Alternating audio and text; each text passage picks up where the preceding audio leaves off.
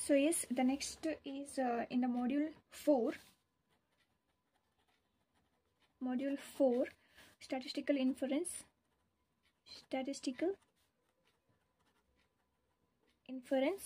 2, right? So in this let's discuss about the F test, okay, or F distribution.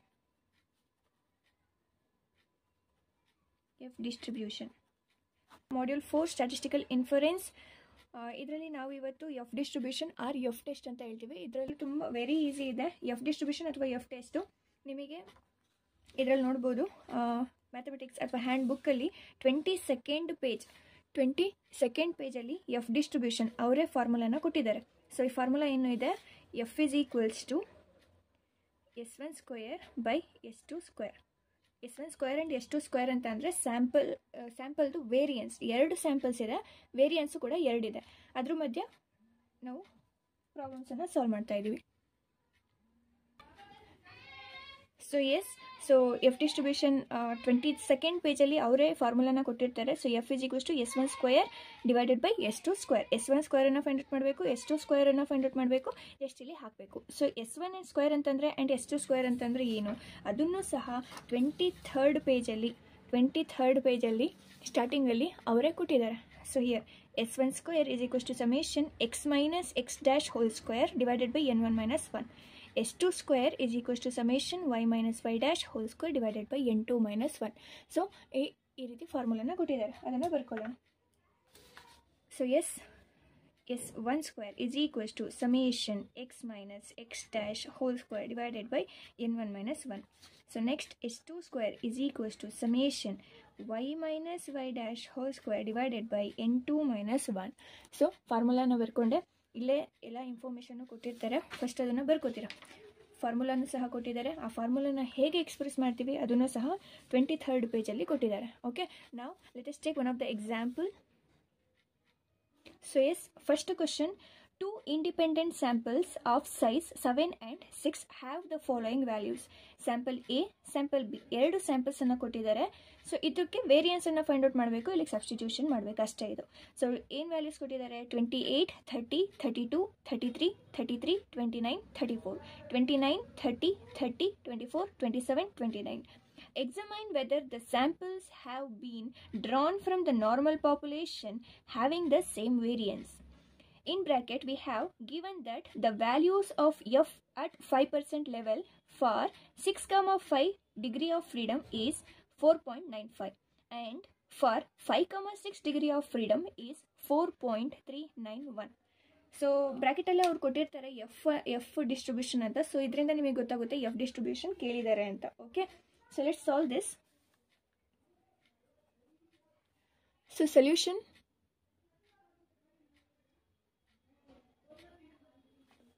S, so ಸೊಲ್ಯೂಷನ್ನು, so first of all first step ಏನು ಬರ್ಕೋತೀರಾ ಅಂತಂದರೆ ನಲ್ ಹೈಪೋಥಿಸಿಸ್ನ ಏನಂತ ತಗೋಬೇಕಂತ ಅಂದರೆ, basically ನಾವು ಇಲ್ಲೇ ನೋಡ್ಬೋದು ಫಾರ್ಮುಲಾಲಿ ನಾವು ಏನೇನನ್ನು ತೊಗೊಂಡಿದ್ದೀವಿ. S1 square, S2 square. S1 square ಅಂತ ಅಂದರೆ variance of first sample, S2 square ಅಂತ ಅಂದರೆ variance of second sample. So ನಾವು ಈ ಪ್ರಾಬ್ಲಮನ್ನು ಏನಕ್ಕೆ ಯೂಸ್ ಮಾಡ್ತಿದ್ದೀವಿ ಅಂತ ಅಂದರೆ, ವೇರಿಯನ್ಸ್ ಆಫ್ 2 ಸ್ಯಾಂಪಲ್ಸ್ ಏನಾದರೂ ವೇರಿ ಇದೆಯಾ ಅಥವಾ ಡಿಫ್ರೆನ್ಸ್ ಏನಾದರೂ ಇದೆಯಾ ಅಥವಾ ಸೇಮ್ ಇದೆಯಾ ಅಂತ ಫೈಂಡ್ ಔಟ್ ಮಾಡಲಿದ್ದಕ್ಕೆ. ಸೊ H0 ಏನಂತ ತೊಗೊತೀರಾ ಅಂತ ಅಂದರೆ, S1 square is equals to S2 square. ಈ ರೀತಿನಾದರೂ ತೊಗೋಬೋದು ಅಥವಾ ಸೆಂಟೆನ್ಸಲ್ಲಾದರೂ ಬರಿಬೋದು. There is no significance difference between S1 square and S2 square. So ಆ ರೀತಿನಾದರೂ ಬರ್ಕೋಬೋದು. ಸೊ ಫಸ್ಟ್ ಸ್ಟೆಪ್ಪು H0 ಬರ್ಕೋತೀರಾ. ಸೆಕೆಂಡ್ ಸ್ಟೆಪ್ ಏನಂತ ಬರ್ಕೋತೀರಾ ಅಂತ ಅಂದರೆ, ಇಲ್ಲಿ N1 and N2. So okay, ಅದಕ್ಕಿಂತ ಮುಂಚೆ ಸೆಕೆಂಡ್ ಸ್ಟೆಪ್ಪಲ್ಲಿ ಫಾರ್ಮುಲಾನ ಬರ್ಕೋರಿ. ಥರ್ಡ್ ಸ್ಟೆಪ್ S1 ಸ್ಕ್ವೇರ್ ಅಂತ ಅಂದ್ರೇನು, ಹ್ಯಾಂಡ್ ಬುಕ್ಕಲ್ಲೇ ಇದೆ, ಅದನ್ನು ಬರ್ಕೋತೀರಾ. S2 ಸ್ಕ್ವೇರ್ ಅಂತ ಅಂದರೆ summation y minus y dash whole square divided by N2 minus 1. ಇಷ್ಟು ಆದಮೇಲೆ ಈಗ ನನಗೆ ಬೇಕಿರೋದು ಇಲ್ಲಿ ಸಬ್ಸ್ಟಿಟ್ಯೂಟ್ ಮಾಡಲಿಕ್ಕೆ ಎಕ್ಸ್ ಬಾರ್ ಬೇಕು, ಎಕ್ಸ್ ಬೇಕು, N1 ಬೇಕು, ಇಲ್ಲಿ y ಬಾರ್ N2 ಇಷ್ಟು ಬೇಕು. ಸೊ N1 ಅಂತ ಅಂದರೆ ಸ್ಯಾಂಪಲ್ 1ಅಲ್ಲಿ ಎಷ್ಟು ವ್ಯಾಲ್ಯೂಸ್ ಇದೆ, that is nothing but N1. 1, 2, 3, 4, 5, 6, 7. N2 ಅಂತ ಅಂದರೆ 1, 2, 3, 4, 5, 6. ಸೊ N1 ಸಿಕ್ತು, N2 ಸಿಕ್ತು. ಈಗ ನೆಕ್ಸ್ಟ್ ಏನು ಮಾಡಬೇಕು, ಎಕ್ಸ್ ಬಾರ್ ಆ್ಯಂಡ್ y ಬಾರನ್ನು ಫೈಂಡ್ ಔಟ್ ಮಾಡ್ಕೋಬೇಕು. ಬಾರ್ ಅಂತ ಅಂದರೆ summation X I by N one formula. X bar ಅಂತ ಅಂದರೆ summation X I divided by N one. ಈ ಸಮೇಷನ್ ಎಕ್ಸ್ ಐ ಅಂತ ಅಂದರೆ ಸ್ಯಾಂಪಲ್ ಒನ್ನಲ್ಲಿರುವಂತಹ ಎಲ್ಲ ನಂಬರ್ಸನ್ನು ಆ್ಯಡ್ ಮಾಡ್ಕೋಬೇಕು. So 28 plus 30 plus 32 plus 33 plus 33 plus 29 plus 34. Okay, yes. So divided by N one ಅಂತಂದರೆ 7. ಸೊ ಇದನ್ನು ಸಾಲ್ವ್ ಮಾಡಿದಾಗ ನಿಮಗೆ ಒಂದು ವ್ಯಾಲ್ಯೂ ಬರುತ್ತೆ. ಸೊ ಇದನ್ನು ಸಾಲ್ವ್ ಮಾಡ್ಕೋಬೇಕು. 31.285. This is nothing but X bar. Okay, next Y bar. Y bar is nothing but summation Y I divided by N2. Summation Y ಅಂತ ಅಂದರೆ ಸ್ಯಾಂಪಲ್ ಬಿ ಯಲ್ಲಿರುವಂತಹ ವ್ಯಾಲ್ಯೂಸ್ ಇಷ್ಟನ್ನು ಆ್ಯಡ್ ಮಾಡಬೇಕು. 29 plus 30 plus 30 plus 24 plus 27 plus 29 divided by N2 ಅಂತ ಅಂದರೆ 6. ಇದನ್ನು solve ಮಾಡ್ಕೋತೀರಾ, ಒಂದು value ಬರುತ್ತೆ, that is 28.166. Okay, so this is nothing but why bar. ಈಗ ನನಗೆ N1 ಇದೆ, N2 ಇದೆ, ಎಕ್ಸ್ ಬಾರ್ ಇದೆ, ವೈ ಬಾರ್ ಇದೆ. ಈಗ ನನಗೆ ಈ ಫುಲ್ ಕಂಪ್ಲೀಟ್ ಇದನ್ನು ಸಿಕ್ಕಿದ ಮೇಲೆ ಇಲ್ಲಿಗೆ ಸಬ್ಸ್ಟಿಟ್ಯೂಟ್ ಮಾಡಬೇಕು. S1 square and S2 square. ಹೇಗೆ ಮಾಡ್ತೀರಾ ಅಂತಂದರೆ ಫಸ್ಟ್ S1 ಸ್ಕ್ವೇರ್ ತಗೊಳ್ಳೋಣ. S1 ಸ್ಕ್ವೇರ್ಗೆ ಫಾರ್ಮುಲಾ ಏನಿದೆ, summation X minus X bar whole square divided by N1 minus 1. So summation X minus X bar whole square ಅಂತ ಅಂದರೆ ಇಲ್ಲಿ ಎಕ್ಸ್ ಇರೋದ್ರಿಂದ ಸ್ಯಾಂಪಲ್ 1 ತೊಗೊಳ್ತೀರಾ, ಈಚ್ ಇಂಡಿವಿಜುವಲ್ ವ್ಯಾಲ್ಯೂನ ತೊಗೋತೀರಾ. ಇಲ್ಲಿ 28 ಮೈನಸ್ ಎಕ್ಸ್ ಬಾರ್ ಅಂತ ಅಂದರೆ 31.285 ಹೋಲ್ ಸ್ಕ್ವೇರ್ ಪ್ಲಸ್ ಸಮೇಷನ್ ಇರೋದ್ರಿಂದ plus again second value of X 30 minus 31.285 whole square summation ಇರೋದ್ರಿಂದ plus. Next X third value 32 minus 31.285 whole square plus fourth value 33 minus 31.285 whole square plus 33 minus 31.285 whole square plus 29 minus 31.285 whole square plus 34 minus 31.285 whole square. ಇದು ಮೇಲ್ಗಡೆದು numerator substitution ಆಯಿತು. Whole divided by N1 minus 1 ಇದೆ. Whole divided by N1 minus 1. N1 ಅಂತ ಅಂದರೆ 7 minus 1. ಇಷ್ಟನ್ನು solve ಮಾಡ್ಕೋಬೇಕು. ಕ್ಯಾಲ್ಸಿಲ್ ಮಾಡಬೇಕಾದ್ರೆ ಕೇರ್ಫುಲ್ಲಾಗಿ ಮಾಡಿ, full ಎಲ್ಲ ಒಂದೇ ಸತಿ ಮಾಡೋಕ್ಕೆ ಹೋಗಬೇಡಿ. ಫಸ್ಟ್ ಇದನ್ನು ಮಾಡ್ಕೋತೀರಾ, ಇದನ್ನು ಸಾಲ್ವ್ ಮಾಡ್ಕೋತೀರಾ, ಆನ್ಸರ್ ಬರ್ಕೋತೀರಾ, ಪ್ಲಸ್ ಇದನ್ನು ಸಾಲ್ವ್ ಮಾಡ್ಕೋತೀರಾ. ಇದೇ ರೀತಿ ಎಲ್ಲನೂ ಸಾಲ್ವ್ ಮಾಡಿದ್ರೆ ನಿಮಗೆ S1 ವ್ಯಾಲ್ಯೂ ಏನು ಬರುತ್ತೆ, S1 is equals to S1 square. S1 square is equals to 5.238. Okay? Yes. So similarly, so yes ಈಗ S2 ಅನ್ನು ಫೈಂಡ್ ಔಟ್ ಮಾಡಬೇಕು. S2 ಅನ್ನು ಹೆಂಗೆ ಫೈಂಡ್ ಔಟ್ ಮಾಡ್ತೀರಾ? So again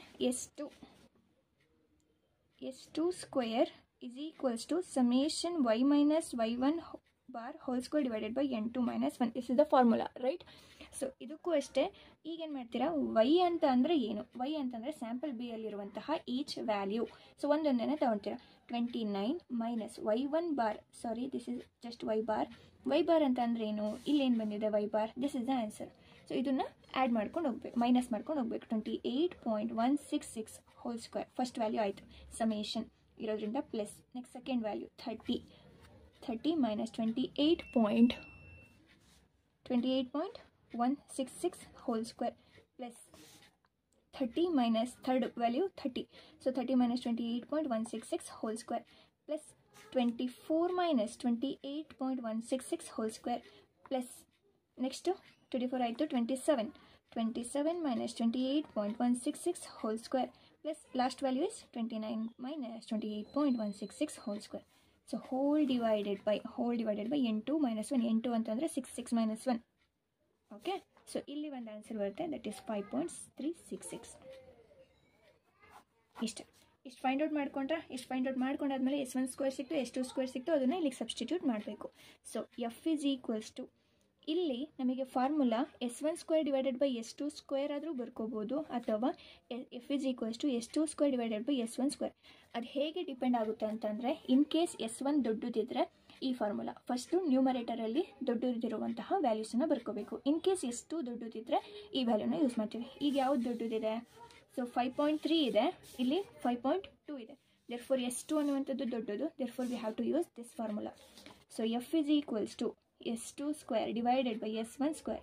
so S2 square is 5.366 divided by S1 square ಅಂತ ಅಂದರೆ ಏನು ಬಂದಿದೆ 5.238. 5.328. so answer is 1.025. this is the answer. this is our calculated value. ಇದನ್ನು ನಾವು ಟೇಬಲ್ ವ್ಯಾಲ್ಯೂ ಜೊತೆ ಕಂಪೇರ್ ಮಾಡಬೇಕು. ಟೇಬಲ್ ವ್ಯಾಲ್ಯೂ ಜೊತೆ ಹೆಂಗೆ ಕಂಪೇರ್ ಮಾಡ್ತೀರಾ? ಎಫ್ ಇರೋದ್ರಿಂದ ಯು ಹ್ಯಾವ್ ಟು, ಇಲ್ಲೇ ಕ್ವಶನಲ್ಲೇ ಕೊಟ್ಟಿದ್ದಾರೆ. ಇನ್ ಕೇಸ್ ಕೊಟ್ಟಿರಲಿಲ್ಲ ಅಂತ ಅಂದರೆ ಎಫ್ ಡಿಸ್ಟ್ರಿಬ್ಯೂಷನ್ ನೋಡಬೇಕು. ಸೊ ಎಫ್ ಡಿಸ್ಟ್ರಿಬ್ಯೂಷನಲ್ಲಿ 5,6 ಇದು 6,5 ಹೇಗೆ ತೊಗೊಂಡಿದ್ದಾರೆ ಅಂತಂದರೆ ಡಿಗ್ರಿ ಆಫ್ ಫ್ರೀಡಮ್ ಅಂತ ಅಂದರೆ ಇಲ್ಲಿ ಎಷ್ಟೆಷ್ಟು ವ್ಯಾಲ್ಯೂಸ್ ಕೊಟ್ಟಿರ್ತಾರೋ 7, 6 ಇದೆ ಅಲ್ವಾ. ಸೊ ಒಂದನ್ನು ಲೆಸ್ ಮಾಡಬೇಕು. 7 ಇರೋದನ್ನು 6 ಮಾಡ್ಕೋಬೇಕು, ಇಲ್ಲಿ 6 ಇರೋದನ್ನು 5. therefore 6,5 ಅಥವಾ 5,6 ಅಂತ ನಾವು ಸಹ ತಗೋಬೋದು. 6,5ಗೆ ಏನು ವ್ಯಾಲ್ಯೂ ಕೊಟ್ಟಿದ್ದಾರೆ? 6,5ಗೆ 4.95. ಈ ಟೇಬಲಲ್ಲಿ ನೀವು ನೋಡ್ಬೋದು ಎಫ್ ಡಿಸ್ಟ್ರಿಬ್ಯೂಷನ್ 6,5 ಇದನ್ನು ಮರ್ಜ್ ಮಾಡಿದಾಗ ನಿಮಗೆ ಒಂದು ವ್ಯಾಲ್ಯೂ ಬರುತ್ತೆ, ದಟ್ ಈಸ್ 4.95. ಅದನ್ನೇ ಅವ್ರು ಕೊಟ್ಟಿರೋದು. ಇನ್ ಕೇಸ್ ಕೊಟ್ಟಿರಲಿಲ್ಲ ಅಂತಂದರೆ ಈ ಟೇಬಲಲ್ಲಿ ನೋಡ್ಕೊಳ್ಳಿ. ಓಕೆ, ಅದೇ ರೀತಿ 5,6 ಸಹ ನಾವು ತಗೋಬೋದು. ಅವ್ರೇನು ಕೊಟ್ಟಿದ್ದಾರೆ? 5,6 4.391. ಸೊ 5,6 ಅಂತ ಅಂದರೆ 5,6 4.39. ರೈಟ್, ಕರೆಕ್ಟ್ ಕೊಟ್ಟಿದ್ದಾರಾ? ಅಷ್ಟು. ಸೊ ಇದ್ರ ಜೊತೆ ನಾವು ವ್ಯಾಲ್ಯೂನ ಕಂಪೇರ್ ಮಾಡಬೇಕು. ಸೊ ಈಗ ಎಫ್ ಕ್ಯಾಲ್ಕ್ಯುಲೇಟೆಡ್ ಏನು ಬಂದಿದೆ? 1.025 ಬಂದಿದೆ. ಅವ್ರು ಕೊಟ್ಟಿರುವಂತಹ ವ್ಯಾಲ್ಯೂ 6,5 ತಗೊಂಡ್ರೆ 4.95. therefore our value is less than the table value. therefore hypothesis is accepted. ಇಷ್ಟೇ ಎಫ್ ಡಿಸ್ಟ್ರಿಬ್ಯೂಷನ್ನು. ಸಿಂಪಲ್ ಆಗಿದೆ. ಫಾರ್ಮುಲಾಸನ್ನು ಎಲ್ಲ ಅವರೇ ಕೊಟ್ಟಿದ್ದಾರೆ. Just S1 square S2 square ಕರೆಕ್ಟಾಗಿ ನೀವು ಕ್ಯಾಲ್ಕುಲೇಟ್ ಮಾಡಿದ್ರೆ ಆರಾಮಾಗಿ 7 ಮಾರ್ಕ್ಸ್ ಸ್ಕೋರ್ ಮಾಡ್ಬೋದು.